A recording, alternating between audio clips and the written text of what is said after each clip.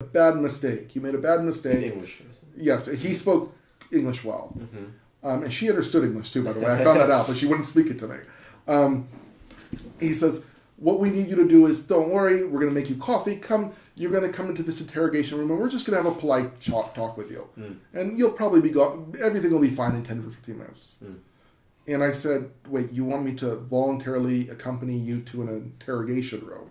And he said, yes. I said, no. I'm not going to do that. And he says, no, it's important. You have to come. We're the police. Were they arresting you or just asking you to come politely with them? They were asking me to voluntarily, apart from arrest, come with them to an interrogation room. So it's not an official arrest.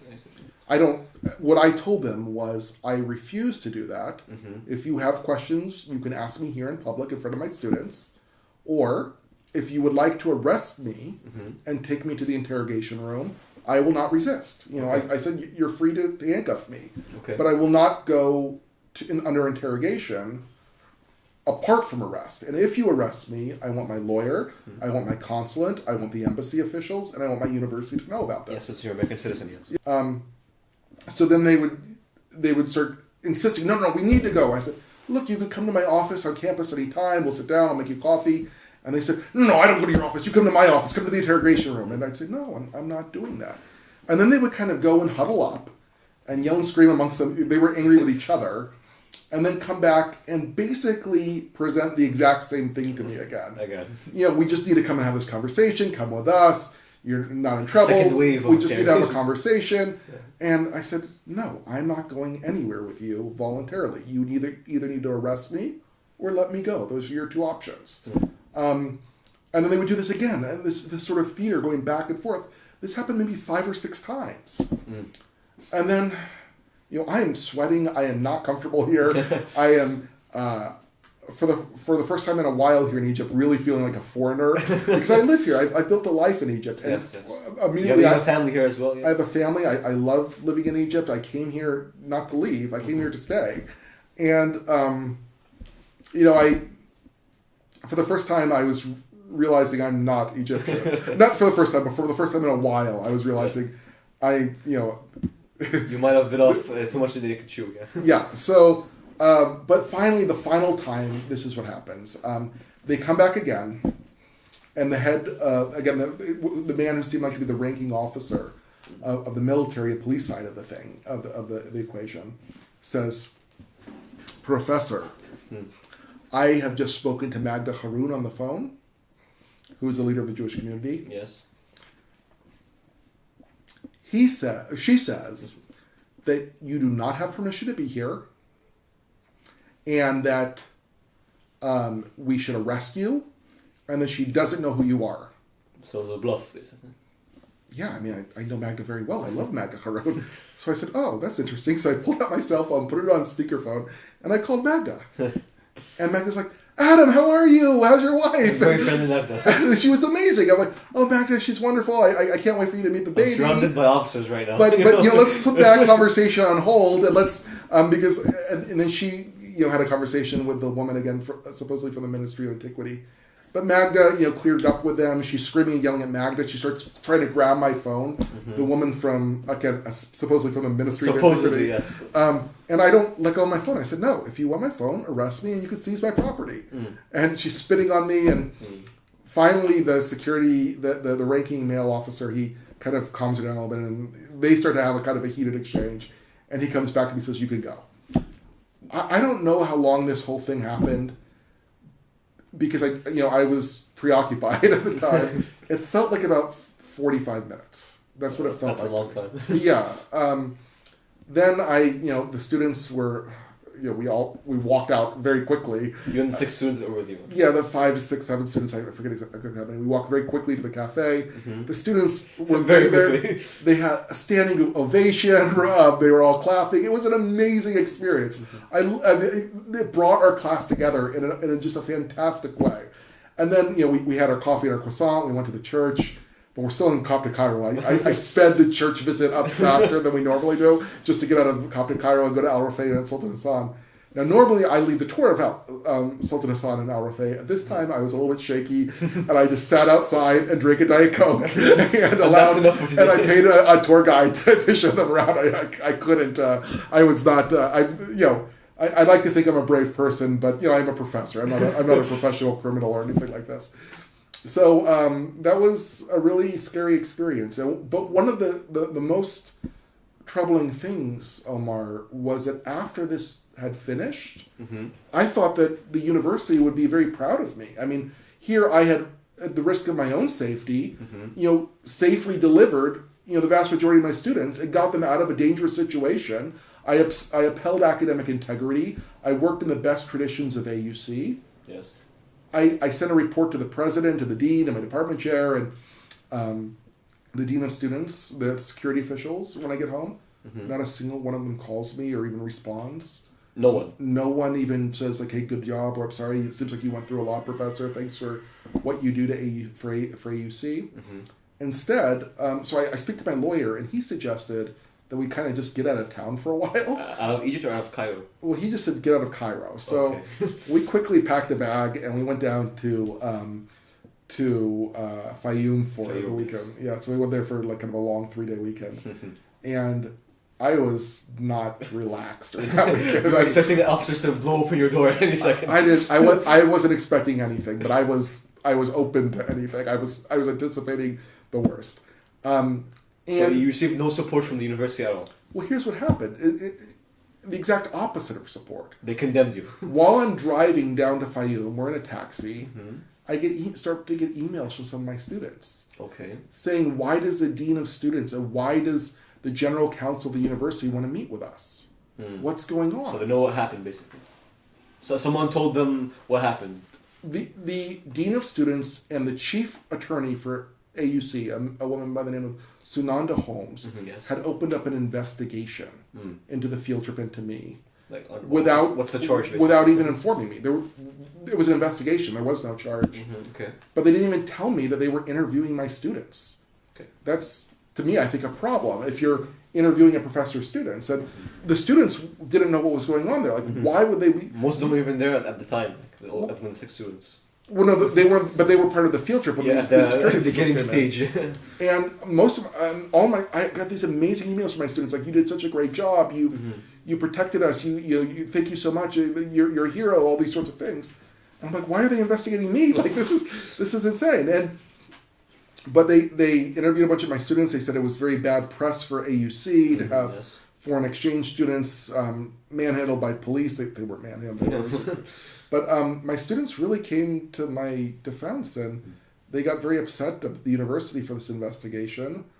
They put up a YouTube video, which was kind of neat. I guess there was a viral thread that was started on rateaucprofessors.com. It's the university Facebook page. Yeah. It's a closed Facebook group for AUC students. I'm not on the page. Students and alumni, yes. But the students took screenshots and sent me, and I was blown away. I didn't know I was as popular. I guess there was something like 600 likes and comments. That's a lot of likes for that group.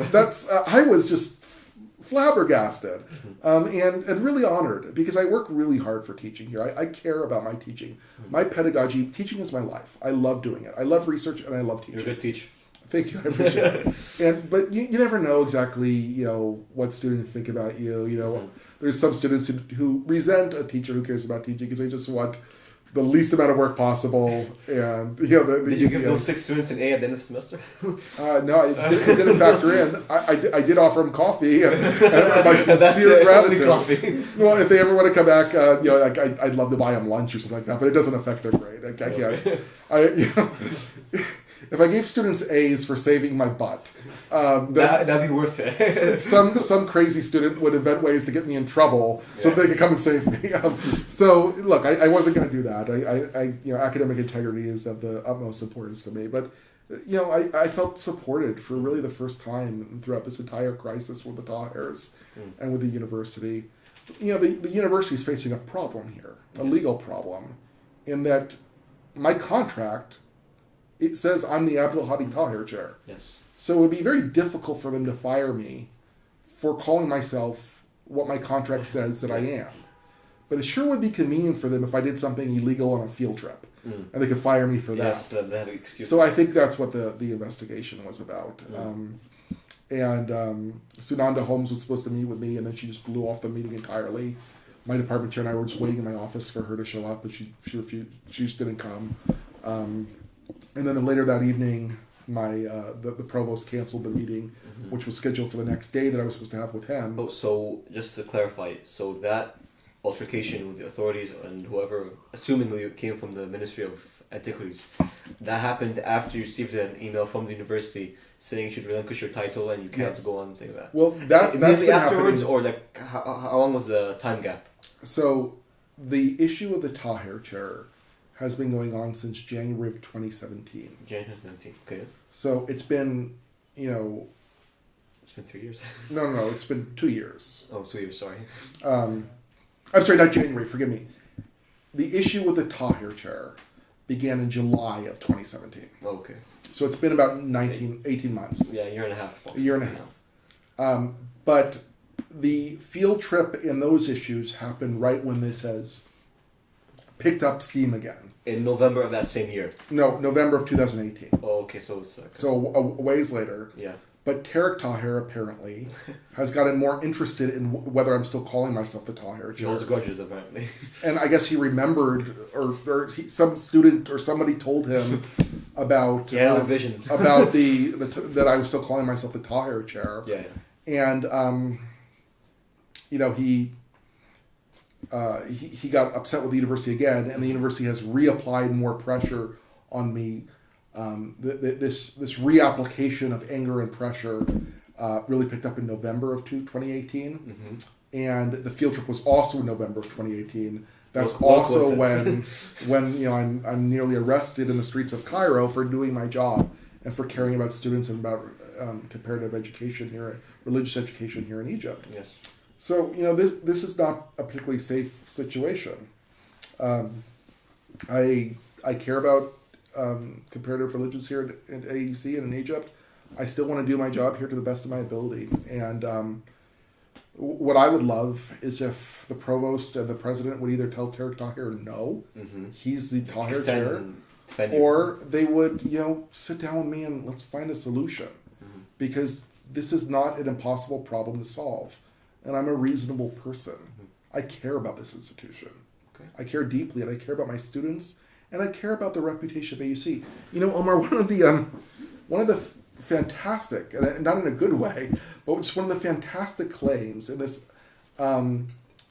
this allegation of faculty misconduct that the university is making against me, is they claim that by calling myself what I am, the title of my contract, by calling myself the Abdel Hadi H. Tahir chair, that I am causing reputational damage to the American University in Cairo. That's opposite of the reality, because all of your courses are either overloaded or almost overloaded. So yeah. No, but they're saying in the broader world World. that I'm bringing down AUC's reputation. but not This is coming- terminating the contract of one of their best faculty members. This is coming from a senior administration that just received a 90 to 10 no confidence vote. Yes. That appears in the New York Times and international news in Egypt and everywhere else in the world Mike Pompeo as being incompetently run, and that has terrible faculty administration relationships. We have a huge management crisis at AUC, and the entire world knows about it, because you can't mismanage a university this important for this long and people not find out about it. Yes. And our reputation has been hit by the fact that our president, by a 90% to 10% margin, the faculty has no confidence in this individual.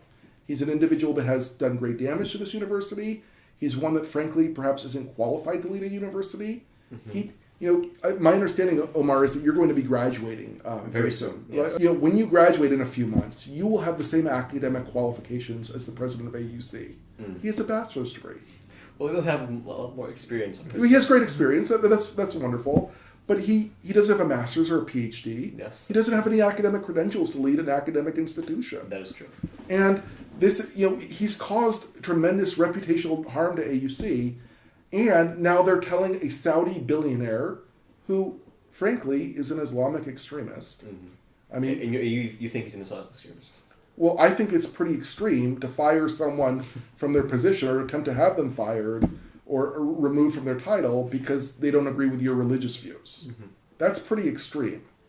I can say that it's an extremist position Yes. to take someone's position away from them because they won't convert people or they won't favor a particular religion. True. That's an extremist true. position. And so this is a university administration that's agreed to their demands to strip me of the Tahir chair. Yes.